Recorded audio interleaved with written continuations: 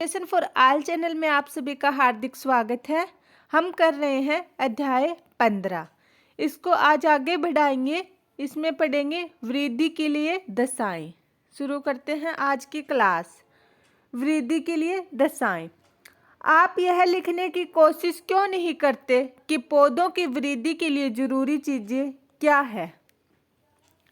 इस सूची में जल, ऑक्सीजन तथा पोषक तत्व अवश्य होने चाहिए जो वृद्धि के लिए अनिवार्य है।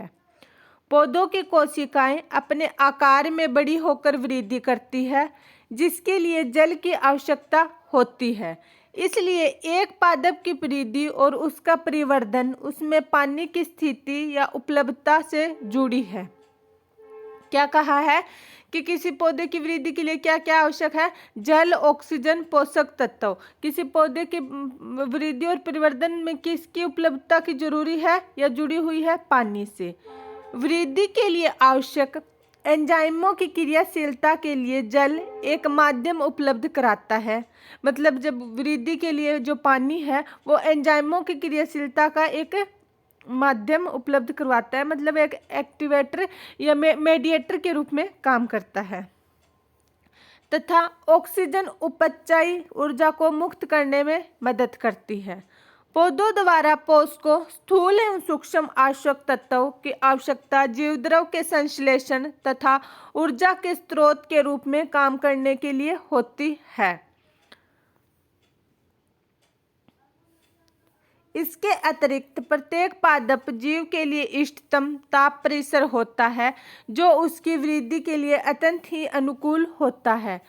इस ताप के दायरे से किसी प्रकार का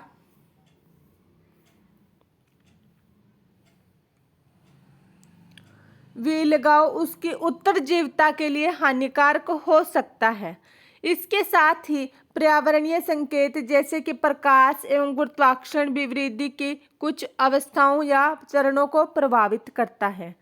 नेक्स्ट टॉपिक है अपना विभेदन, निर्विभेदन तथा पुनर्विभेदन। क्या क्या होता है? विभेदन क्या होता है, निर्विभेदन क्या होता है तथा पुनर्विभेदन क्या होता है, इसके बारे में पढ़ते हैं।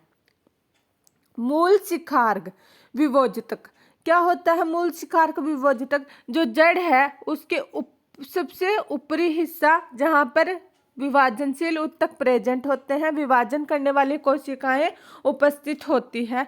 तथा प्रोह शिखार्ग विभोजक मतलब जो प्रोह की सबसे ऊपरी जगह, टोपी, जहाँ पर कोशिकाएं विभाजन करने वाली होती है से आने वाली कोशिकाएं और केबियम विभेदित होती है तथा विशिष्ट क्रियाकलाप को संपन्न करने के लिए परिपक्व होती है। यह परिपक्वता की ओर अग्रसर होने वाली कार्यवाही क्या कहलाएगी? विभेदन। क्या कहलाती है? मूल शिखार्ग विभोजक तथा प्रोह शिखार्ग विभोजक तक से आने वाली कोशिकाएं और केबियम विभेदित होती है तथा विशिष्ट क्रियाकलाप को संपन्न करने के लिए परिपक्व होती है। यह परिपक्वता की ओर अग्रसर होने वाली कार्यवाही विभेदन कहलाती है। वे अपने कोशिका भित्ति एवं जीवद्रव दोनों में ही या कुछ व्यापक संरचनात्मक बदलावों से गुजरती है। उदाहरण स्वरूप एक वाहिकीय तत्व के बनने में कोशिका अपने जीवद्रव को खो देती है और बाद में कुछ बहुत सुदृढ़ तन्यतापूर्ण लिग्नोसेल्यूलोसिक काष्ठ कोशिका रसधानी द्वितीय कोशिका भित्ति विकसित होती है, जो लंबी दूरी तक स्रोत तनाव में जल का वहन करने के लिए उपयुक्त होता है। आप पौधों के शरीर की विभिन्न रचनात्मक विशेषताओं तथा एवं उसकी संबंधित क्रियाशीलता से संबंध स्थापित करने की कोशिश करें।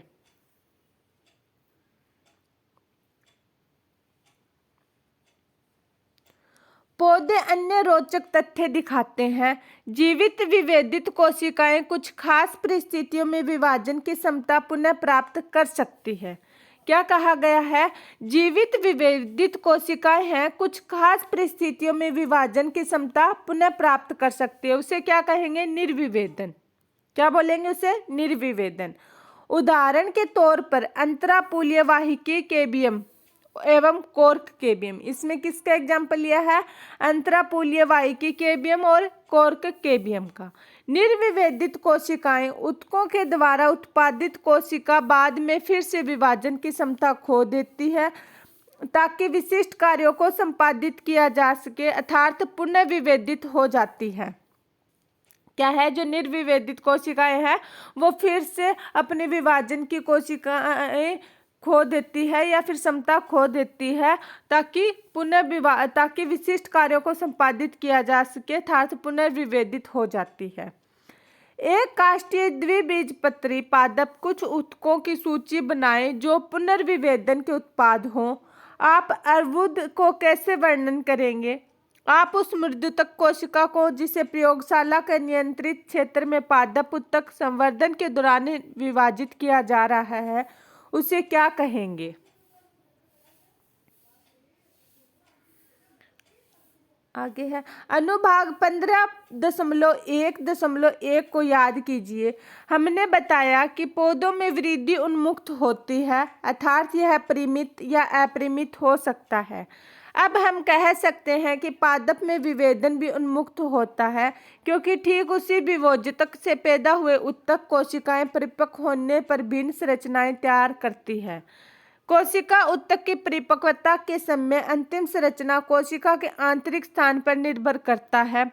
उदाहरण के लिए शिखार्ग विभोजक से दूरस्थ कोशिकाएं मूलगोप कोशिका के रूप में विभेदित होती है, जबकि जिन्हें बाहरी वलय की ओर ढकेल दिया जाता है बृहत त्वचा के रूप में परिपक्व होती है। क्या आप उन्मुक्त विभेदन का कुछ और उदाहरण जोड़ना चाहेंगे जो कोशिकीय स्थिति तथा पादप अंगों में उनके स्थान के संबंधों को दर्शाता हो? अगला है अपना परिवर्धन।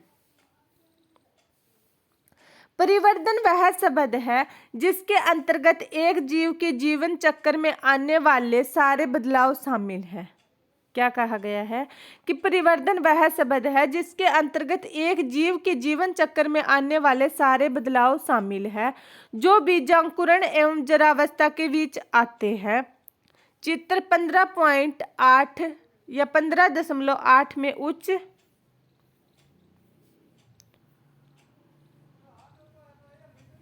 पादप की कोशिकाओं में होने वाले परिवर्तन की क्रमिक प्रतिक्रियाओं का रेखा चित्र के प्रस्तुत किया गया है। यह ऊतकों अवयवों अंगों पर लागू होता है। देखते हैं चित्र 15.1.8 जिसकी कोशिका के विकास को दर्शाया गया है। इसमें क्या है? ये कोशिका विभाजन दिखा रखा है। यह विभोजक मतलब विभाजन करने वाले हैं। क्या होगा? प्लाज्मेटिक वृद्धि होगी, फिर उससे क्या होगा? विभेदन। और प्लाज्मेटिक वृद्धि में क्या होता है? दीर्घीकरण। दीर्घीकरण के बाद में क्या आती है? परिपक्वता। परिपक्वता के बाद में कोशिका परिपक्व हो जाती है और फिर वह जरावस्था मतलब बुढ़ापे की ओर चली जाती है और उसके बाद में उसकी क्या हो जाती है? मृत्यु। ये क्या दिखाया गया है? एक पादप कोशिका के विकासात्मक क्रम का अनुक्रम। मतलब सबसे पहले कोशिका विभाजन करती है, विभोजक होते हैं, मतलब उसमें विभाजनशील ऊतक कोशिकाएं प्रेजेंट होती है। फिर प्लाज्मेटिक वृद्धि होती है। प्लाज्मेटिक वृद्धि से विभेदन होता है और प्लाज्मेटिक वृद्धि के दौरान दीर्घीकरण होता है और दीर्घीकरण के बाद में क्या होता है? परिपक्वता की ओर जाती है, मतलब उसमें परिपक्वता आने लगती है और फिर कोशिका परिपक्व हो जाती है तो फिर वो जरावस्था की तरफ जाती है और मृत्यु को प्राप्त हो जाती है। आगे देखते हैं।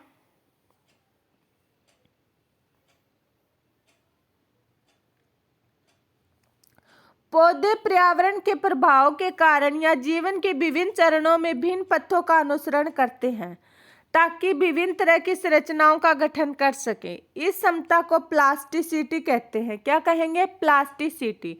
उदाहरण के तौर पर कपास, धनिया एवं लार्कस्पर में विभिन्न आकार की पत्तियां इन पौधों के पत्तियों के आकार किशोरावस्था एवं परिपक्वावस्था में भिन्न होते हैं।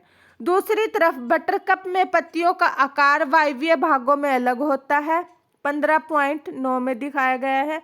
विषम परिणता का यह दृश्य प्लास्टिसिटी या सुगठिता का एक उदाहरण है। तरुण प्रौढ़ लार्कस्पर एवं बटरकप विषमपर्ण। ये क्या है? तरुण है, ये प्रौढ़ है।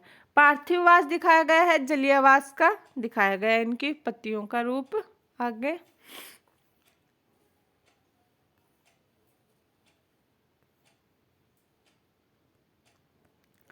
अतः एक पौधे के जीवन में वृद्धि, विभेदन और परिवर्तन बहुत ही निकट संबंध रखने वाली घटनाएं हैं। व्यापक तौर पर परिवर्तन को वृद्धि एवं विभेदन के योग के रूप में माना जाता है। पौधों में परिवर्तन अर्थात वृद्धि एवं विभेदन दोनों ही आंतरिक एवं बाह्य कारकों से नियंत्रित है। आंतरिक कारक में अंतरकोशिकीय, अनुवांशिक तथा अंतरकोशिका कारक जैसे पादप में वृद्धि नियामक रसायन शामिल होते हैं, जबकि बाह्य कारकों के अंतर्गत प्रकाश, तापक्रम, जल, ऑक्सीजन, पोषक आदि शामिल होते हैं। उसके बाद में क्या है, पादप वृद्धि नियामक, प्लांट ग्रोथ रेगुलेटर, क्या PGR। इम्पोर्टेंट टॉपिक है, मस्ट इम्पोर्टेंट टॉपिक है। कोई भी कम्पिटिटिव एग्जाम ले लो, बेशक ये इजी होगा या टफ होगा, लेकिन इससे रिलेटेड एक क्वेश्चन आपको मिलता है, चाहे वो TGT हो, PGT हो, नीट हो या फिर SSC, कुछ भी हो, बायोलॉजी होगी उसके अंदर, तो ये इस टॉपिक से एक क्वेश्चन आएगा ही आएगा। अगला टॉपिक क्या है, मस्ट इम्पोर्टेंट टॉपिक है, जो हम कल अच्छे से इसको करेंगे। इसके साथ ही आज हम अपनी क्लास यहीं पर समाप्त करते हैं। जानने से पहले वीडियो को लाइक, चैनल को सब्सक्राइब एंड शेयर जरूर करें। धन्यवाद।